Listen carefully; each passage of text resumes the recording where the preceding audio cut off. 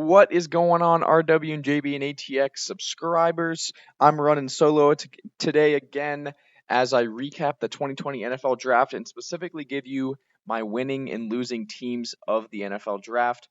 Now, the winners and losers kind of are subjective to every single person, but this is just my opinion. I think a lot of it will be a consensus among people, but this is just my opinion. So I'm going to start off with one of the winning teams, and I'm going to go with the Carolina Panthers. Now, whenever they first picked at 7 and picking Derek Brown was not necessarily a surprise, but it was kind of a surprise given that Isaiah Simmons was still there and he could have instantly replaced Luke Kuechly, who retired this offseason. But Derek Brown's a tremendous player and a great run stopper and someone that they've really been lacking up front for many years now.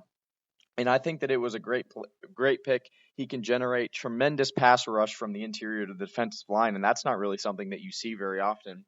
And then in round 2, they go with Yetur Gross-Matos, a player that had a lot of first-round projections. So to get him at pick 38, I think was a bit of a steal there for the Panthers. And then I love their third-round pick as well, Jeremy Chin, the safety out of Southern Illinois. Coming from an FCF school, especially with everything going on with the virus, Chin didn't really get that chance to impress the big teams, but the Panthers saw something in him and liked it. He's kind of a linebacker safety hybrid type of player, and I think he'll instantly fill a need for the Panthers. So I think their top 3 picks were really good, and they actually made history. I think they were the first team ever to go defense in every single one of their picks in the NFL draft. They didn't pick one offensive player, so that is pretty incredible too. So look for this defense for the Panthers to be well improved, especially now with Tom Brady in that division and still Drew Brees, and then the Falcons offense is going to be much improved too this season. So the Panthers need to have a good defense, and I think they will now with all these draft picks. Another team that I thought did very well in this draft was the New York Giants. Now at pick 4, it was it was a little bit of a surprise them picking Andrew Thomas because he was a player that a lot of the teams had as their 4th ranked tackle. I know Mel Kiper and Daniel Jeremiah had him as their 4th tackle, so that might have been a bit of a reach. But to get Xavier McKinney in the 2nd round at pick 36 was a total steal for them. He was supposed to be a mid-first round pick, maybe late first round, but he falls to 36, and they get their safety of the future there. McKinney is an awesome player, and another one of those safety linebacker hybrid type of players. So he'll instantly fill a need on that defense for the Giants. And then Matt Peart was their 3rd round pick, another player that I like. One guy that I listened to on YouTube podcasts and such had him as one of his top ranked tackles in the draft. So again, these tackles, everybody kind of had him ranked differently, but I think getting Matt Peart in the 3rd round was a great pickup for them. So now that offensive line will be greatly improved with Thomas and Peart as the 2 tackles. And then they also go out and grab Shane Lemieux in the 5th round, the guard from Oregon. So he'll probably start as well for the Giants. So this offensive line clearly needed to be addressed by Dave Gettleman. He did that, and I think he did a great job at it. Even though Andrew Thomas, I think that might have been a bit high for them, given that they still have Nate Solder. But they do want to dump his salary because they're definitely overpaying him. So I guess that pick kind of makes sense for them. Another team that I thought won the draft was the Vikings. Moving back in the 1st round to get Jeff Gladney at 31 overall, I think was a great move for them. And getting Ezra Cleveland, the tackle out of Boise State, in the 2nd round, I think was a steal as well because he was supposed to go top of the 2nd round. I saw some projections where he was even going in the 1st round. So I think that was quite a steal for them as well. And also in the 1st round, they picked up their Stephon Diggs replacement with Justin Jefferson. And after the Eagles passed on him, I think this was pretty much inevitable. I mean, Jefferson's a tremendous playmaker, and he'll instantly fill a need for them to go opposite Thielen. So they give away Stephon Diggs to the Bills, end up getting Justin Jefferson and an extra pick plus Jeff Gladney with that trade back. So I think, again, the Vikings got absolutely tremendous value in just the 1st round alone, and then also getting their tackle of the future in Ezra Cleveland was a great pickup. Well, they also got Cameron Dantzler, a player that I really liked out of Mississippi State, the corner. The corners were another position in this draft that was heavily loaded, and you could basically find a starting corner anywhere in this draft. But Dantzler's a great player and will probably start next season for the Vikings. Another team that I thought won the draft. These are probably my top 2 winners. This will be number 2. was the Dallas Cowboys. I mean, obviously getting CeeDee Lamb was a home run pick at 17 for them. I don't think anybody had him falling that low.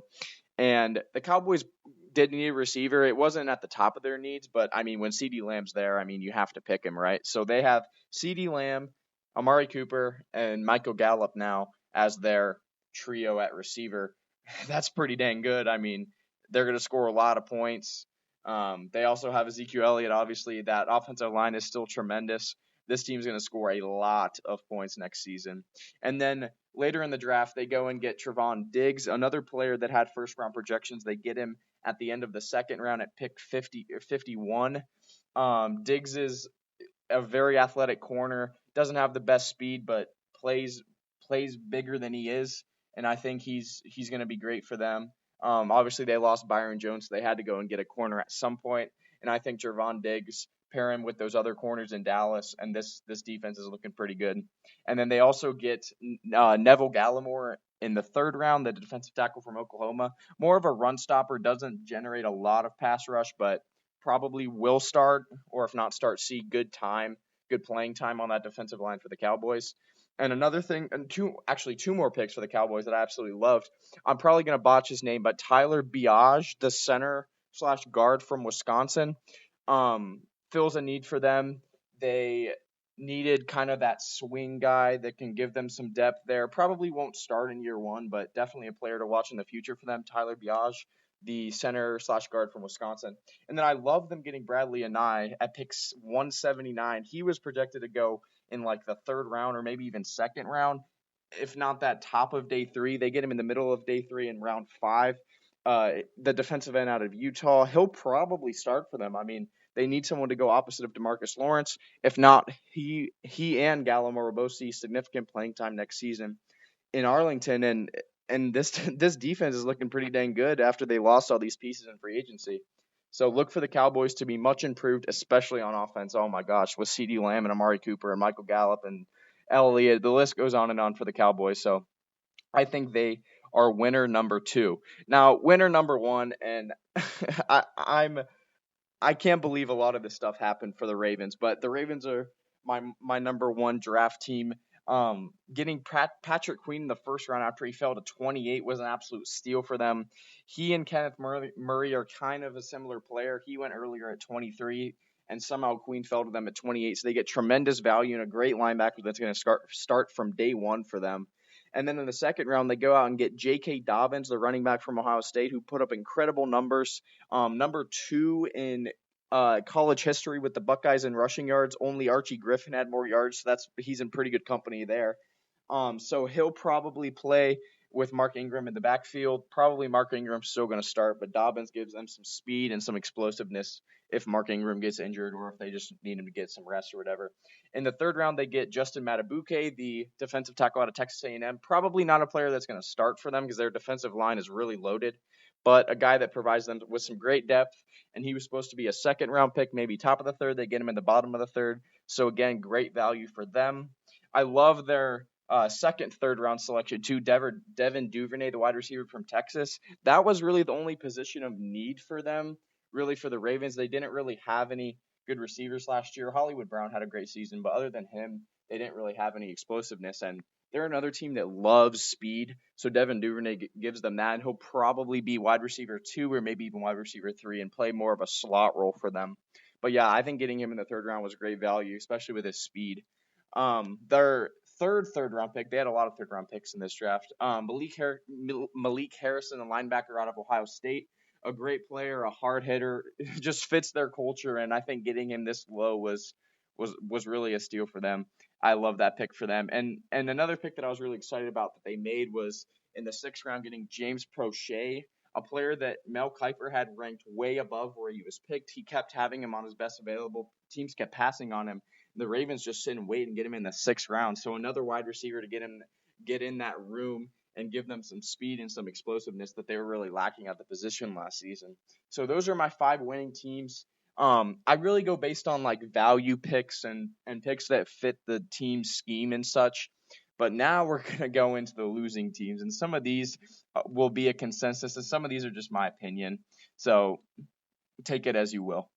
My number 1 losing team for the 2020 NFL draft was the Falcons. Now, they didn't come into the draft with a lot of picks. They only ended up making 6 overall picks in the draft. My first kind of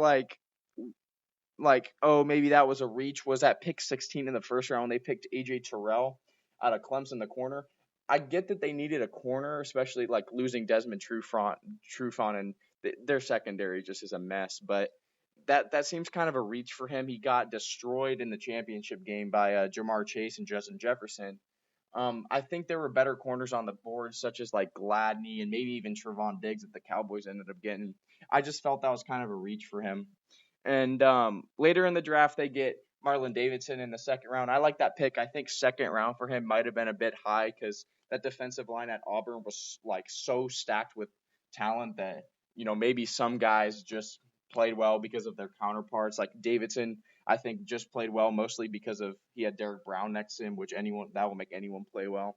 But I think the Falcons filled most of their needs, but I don't know if they got the best value at their picks. They didn't do anything sexy in the draft that really stood out. So that's why I have them as one of the losing teams, but they didn't have a horrible draft overall. Honestly. My second losing team is the Las Vegas Raiders. Now, it started at pick 12, really, where they picked Henry Ruggs with CeeDee Lamb and Jerry Jeudy on the board.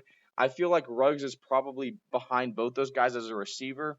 He has tremendous speed that I know that John Gruden's going to love, but I think there were better receivers on the board. And then 7 picks later, they go and get Damon Arnett, the corner out of Ohio State. That was a total reach there for the Raiders. They're having a track record now of reaching for guys in the first round. In the 2019 draft, they picked Clelin Ferrell at 4 overall, and he was projected to go like late in the first round.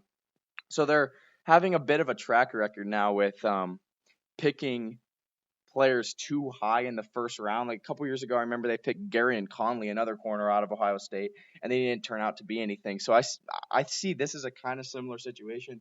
Arnett was probably a day 2 guy at best, and they go and pick him in the first round.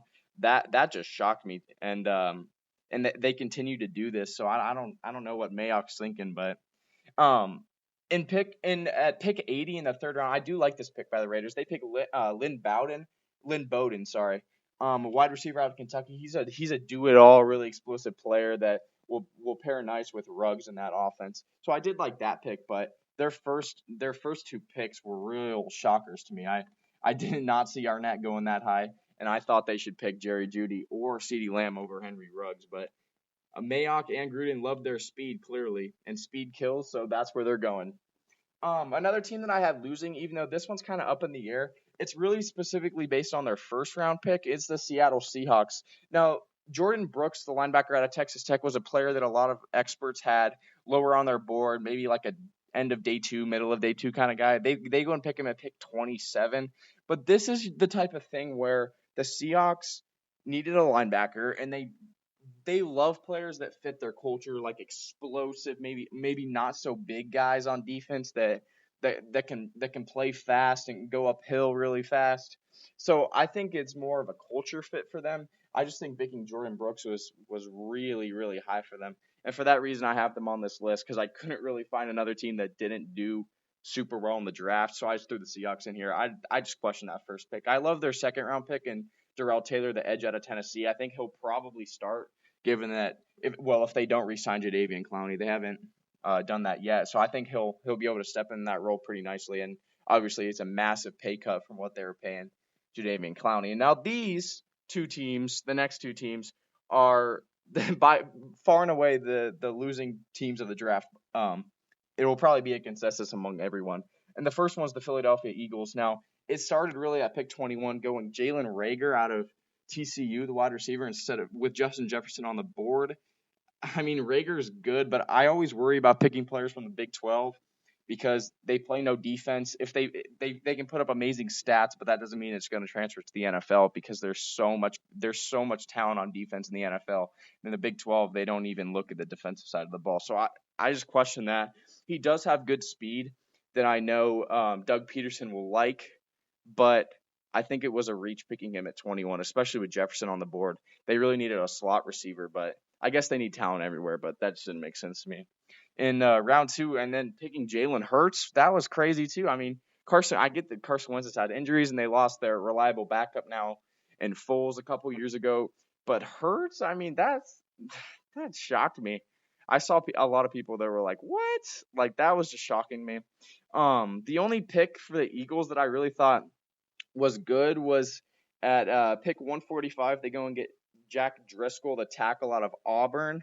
I like Jack Driscoll. He's a bit undersized, so some people think he'll play guard, but he gives them some good depth. And I also like their 6th round pick, the other tackle from Auburn, going Prince Tega Wanogo. I don't know if I said his name right, but he's another good player that was in this tackle class that was super deep, so ended up falling in the draft. But he's another good player that'll give them some depth on the offensive line. But really, the Eagles lost this draft because of their top 2 picks. I mean, I don't know what they were thinking with Rager and the Jalen Hurts picking a backup quarterback at this high when they need all this talent on offense. I mean, their defense is good, but they need offensive talent that's going to help them. And that leads me to the next losing team, and that's the Green Bay Packers. I mean, I don't think anyone saw them trading up for Jordan Love in the first round. Going into the draft, I was really thinking that the 3 teams that if Jordan Love was going to go in the first round would pick him were the Saints, the Packers, and the Patriots. But I didn't think the Patriots would, just because I think they're content with Stidham slash Hoyer at quarterback, and I think they're going to go in the Trevor Lawrence market, even though that's pretty scary for next season. But the fact that they traded up to 26 was a complete shocker to me. I didn't think anyone behind them was going to take him, especially after the Saints passed on him at 24. So I don't know what they were thinking. I mean, Aaron Rodgers must be pounding on his wall right now because they were a good receiver probably away from going to the Super Bowl last year. A team that went, I believe, 13-3 and lost in the NFC Championship game to San Francisco. If they had more talent, they probably would have won that game. I mean, Aaron Rodgers put up incredible numbers for a player that didn't have much talent other than Devontae Adams and Aaron Jones. But they go and get Jordan Love. That just shocks me. I get that, they picked Aaron Rodgers whenever Brett Favre was also there. I don't think this is similar because Aaron Rodgers is Aaron Rodgers, and Jordan Love's kind of a hit or miss prospect. So that was completely shocking me. And then their next pick, going out and getting A.J. Dillon, the running back from Boston College. Again, better running backs on the board at the time if they wanted a back. Plus, their top 2 players last year, like I just said, were Rodgers and Aaron Jones, and they go and get quarterback, running back at their first 2 picks. That doesn't make sense at all. And then later in the draft, they go and get a lot of offensive line depth, which I think is always good to have. But their top 2 picks just were complete shocking, and for that reason, they are one of the losers of this draft. But overall, the Packers and Eagles definitely are the 2 losers. And I think the Ravens and the Cowboys are far and away the winners of this draft. One team that I do want to mention real fast, honorable mention for winners, is the Denver Broncos, going and get Jerry Jeudy, who fell to them at 15, which I think they were probably so happy about. And then going and getting KJ Hamler in round 2. So this offense is going to be super good this season. They're rolling with Drew Lock, which I think is a good move. Their offensive line is still a bit shaky, but they have a lot of talent now on offense. Their 2 receivers are Sutton and Jerry Jeudy on the outside, KJ Hamler in the slot, and then they have a backfield loaded with Melvin Gordon and Philip Lindsay. So the Broncos are going to be super talented next year on offense. We'll just see how it pans out for them. But they're honorable mention because I didn't have anyone else to throw into the winning spot. So those are my 10 teams or 11 teams, I guess, that I wanted to talk about. Thank y'all for listening, and I will see y'all next time.